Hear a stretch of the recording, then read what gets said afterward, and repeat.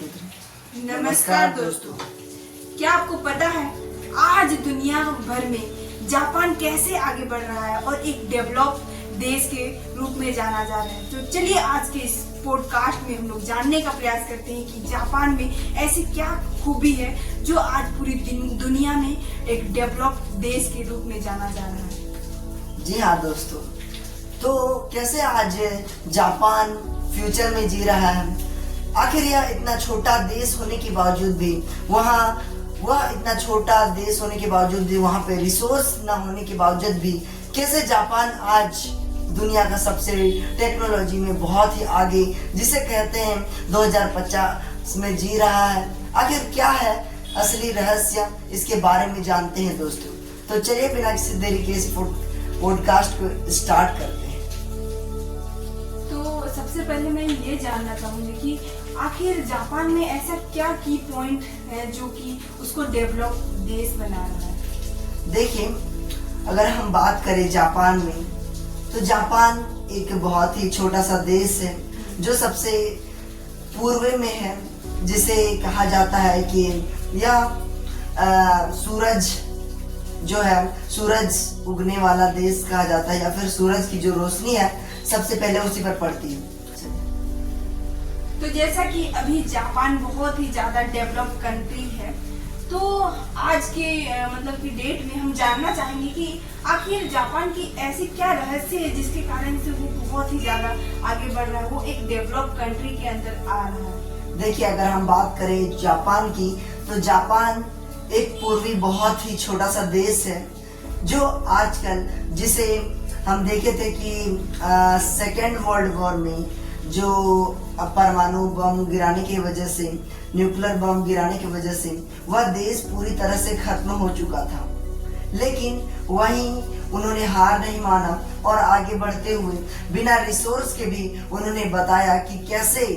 बिना रिसोर्स के भी हम अपने देश को फ्यूचर ब्राइट बना सकते हैं। उन्होंने क्या किया, जैसे कि उन्होंने अपने टेक्नोलॉजी पर ज्यादा ध्यान दिया और उनकी जो सिस्टम, जो एजुकेशन सिस्टम है वहाँ की सबसे पहले बहुत ही अच्छी है, जिसके कारण जैसे कि वहाँ के जो स्कूल्स होते हैं, वहाँ के एजुकेशन सिस्टम, तो शुरू से उन्हें बताया जाता है, प्रैक्टिकल नॉलेज दिया जाता है, जिनके कारण यह देश बहुत ही जल्दी ग्रो कर रहा है, क्योंकि वहाँ के बच्चों में ऐसे क्रिएटिविटी डाला जाता है छोटे से, ताकि वे कुछ नया बना सके। जैसे कि हम बात करते हैं, आजकल जापान टेक्नोलॉजी में बहुत ही आगे है, तो कहते हैं कि 2050 में जापान जी रहा है, फ्यूचर में जी रहा है। क्यों, ऐसा क्यों है? मगर अगर हम बात करें, अगर उसे शुरू से देखा जाए, तो यही जापान बहुत ही गरीब देश था पहले। तो इसी प्रकार अगर हम बात करें कि उसका जो एजुकेशन सिस्टम है, तो वहाँ पे बच्चों को इसी प्रकार से एजुकेशन दिया जाता है जिससे वे कुछ नया इन्वेंशन कर सके और कुछ नया बना सके। इसी प्रकार से वे नया इन्वेंशन करते हैं और आज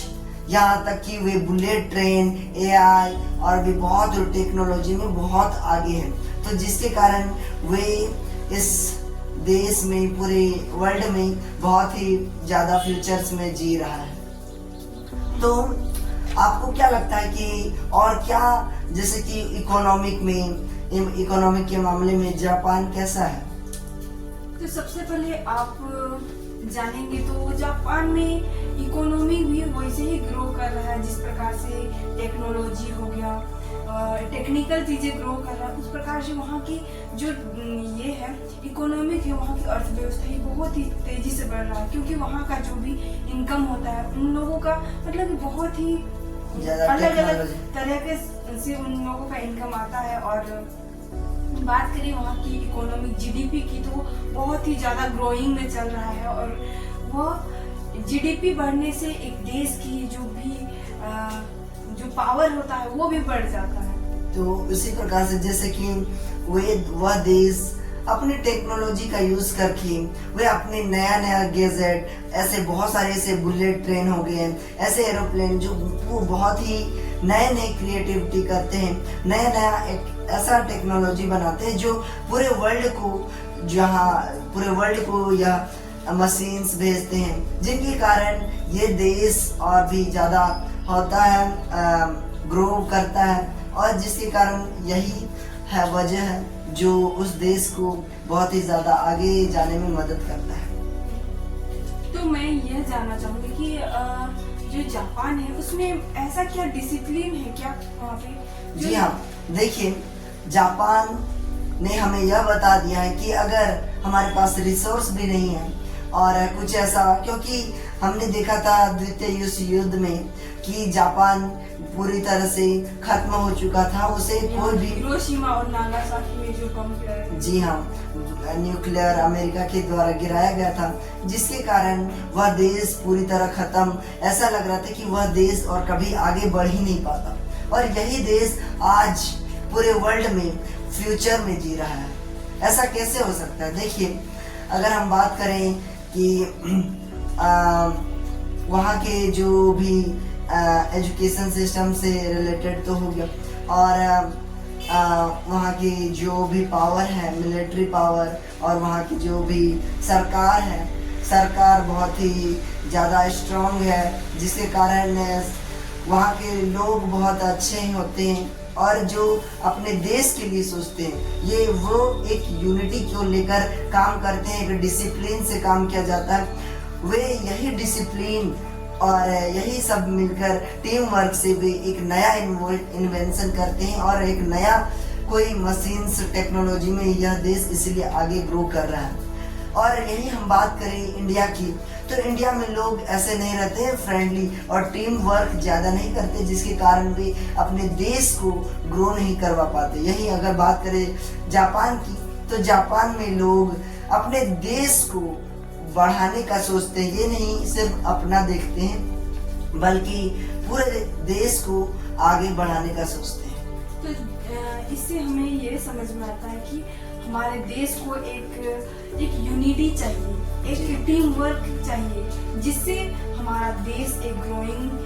से लेकर एक अच्छा एडवांस लेवल तक पहुंच सकता है और यह एक डेवलप कंट्री भी बन सकता है। जी हाँ, तो यही है पूरी बात की। और अगर हम बात करें जापान की मिलिट्री पावर की, तो जापान में भी मिलिट्री पावर बहुत ही काफ़ी अच्छा है, जिसके कारण वह कहीं ना कहीं पूरे होल वर्ल्ड में वह पावरफुल देशों में भी गिना जाता है। तो इस कारणों से जो जापान है वह बहुत ही ज़्यादा टेक्नोलॉजी में बहुत ही ज़्यादा आगे है। और कहीं ना कहीं अगर हम बात करें अब इंडिया की, तो इंडिया भी इन चीज़ों में ग्रो कर सकता है। हालांकि यहाँ पे रिसोर्स भी ज़्यादा नहीं है और है भी, तो इसका सही उपयोग नहीं किया जाता है, ज़्यादा भ्रष्टाचार करप्शन की वजह से, या हमारे पास जिसके कारण हमारा देश ज़्यादा ग्रो नहीं कर रहा। तो मैं यह जानना चाहूँगी कि क्या जापान में हमारे देश जैसे कि भारत में जिस प्रकार से भी भ्रष्टाचार हो रहा है, करप्शन हो रहा है, तो क्या वहाँ भी करप्शन का कोई नामो निशान है या फिर कोई ऐसा होता है क्या? देखिए, अगर बात करें हम जापान की, तो जापान में भी लोग, वहाँ की जो सरकार है, अगर हम बात करें जापान में पहले की, तो पहले लोग ज़्यादा करप्शन में ही फंसते थे, लेकिन आज वहाँ की सरकार की जो पावर है, जो वहाँ के डिसिप्लिन है, लोग सब डिसिप्लिन से काम करते हैं। वहाँ से सरकार भी बहुत अच्छे से काम करती है, जिसके कारण सभी मिलकर काम करते हैं, जिसके कारण ही